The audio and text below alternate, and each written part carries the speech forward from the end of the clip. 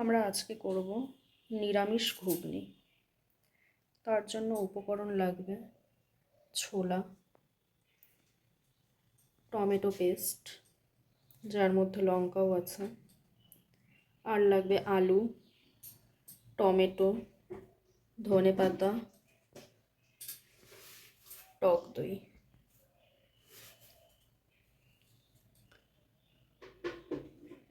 আজকের উপকরণ এগুলো দিয়েই রান্নাটা শুরু করব।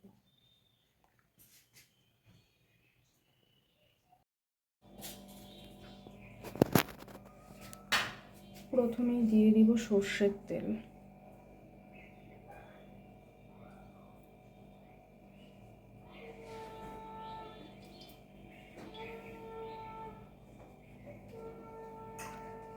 সর্ষের তেলটা গরম হয়ে আসলেই দিয়ে দেবো তেজপাতা।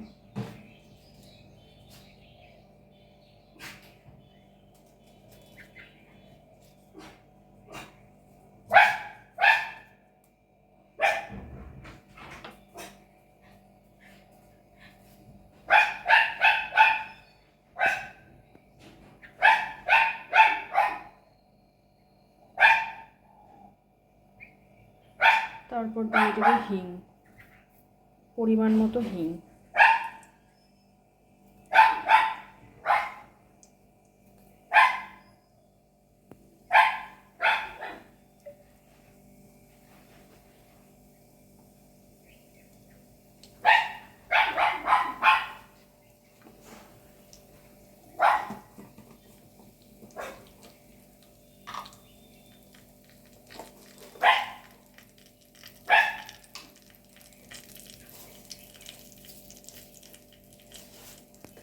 দিয়ে দিব জিরের গুঁড়ো, দিয়ে দিব জিরে।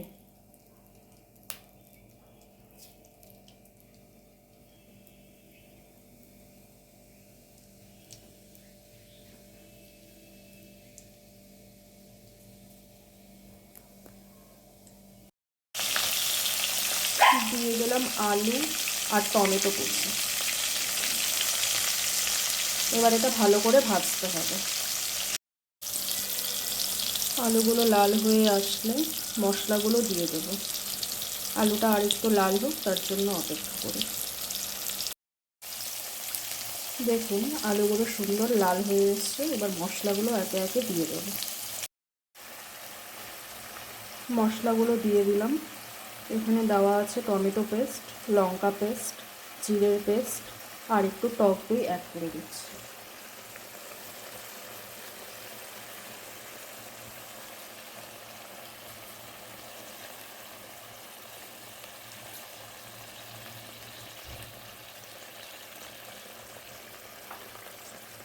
এই টক দইটা দিয়ে দিলাম। এবার এটা কষতে দেব। এটাতে পরিমাণ মতো লবণ দিয়ে দিচ্ছি।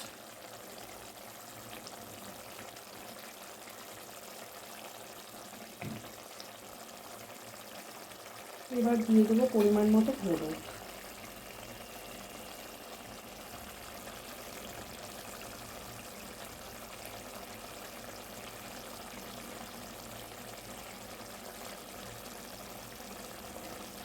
এবার এটাকে ভালো করে নেড়ে যতক্ষণ তেল না ছেড়ে আসছে ততক্ষণ এটাকে কষতে হবে।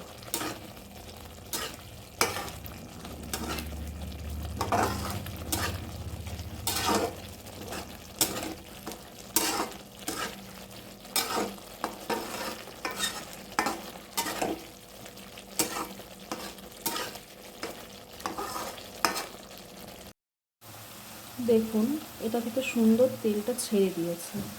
এবার আমরা ঘুগনির যে ছোলাটা সেটা অ্যাড করে দেব।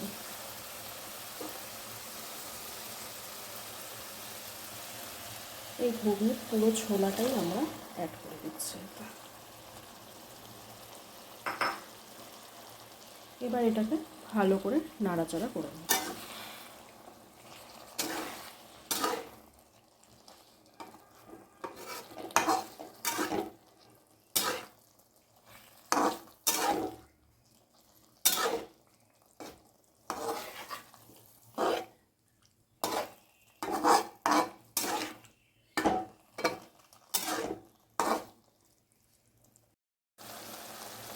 দেখুন এখন সুন্দর কালারটাও ছেড়ে দিয়েছে, আর তার সাথে ঘুগনিটাও কষে গেছে মশলার সাথে একসাথে। তো এখন আমরা আস্তে আস্তে একটু গরম জল অ্যাড করে দেবো।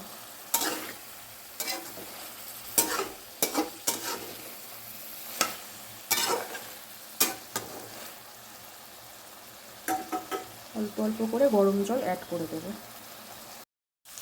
এবার আস্তে আস্তে করে গরম জলটা অল্প অল্প করে অ্যাড করে দেবো।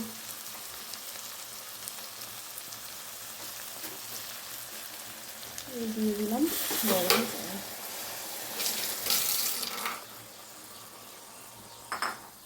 গরম জলটা দেওয়ার পর ঢেকে দিব। ঢেকে 5 মিনিটের জন্য এটাকে ফুটতে দেব।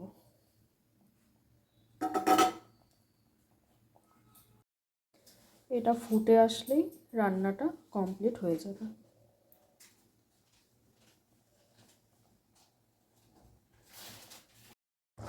ঝোলটা ফুটতে শুরু করে দিয়েছে, ভালো করে ফোটা হয়ে যায়, তারপর নামিয়ে নেব।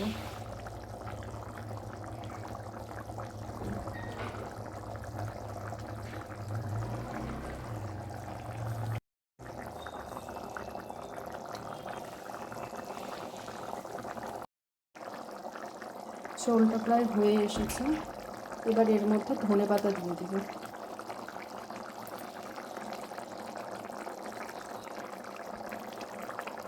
আর একটু হয়ে যায়, তারপর নামিয়ে নিচ্ছি। এটা একটু পাতলা ঝোলই রাখবো, তার জন্যই এটা নামিয়ে নিচ্ছি, এখনই নামিয়ে নিচ্ছি। এটাকে রান্নাটা হয়েই এসেছে। এই আমাদের ঘুগনি পুরোপুরি তৈরি হয়ে গেছে।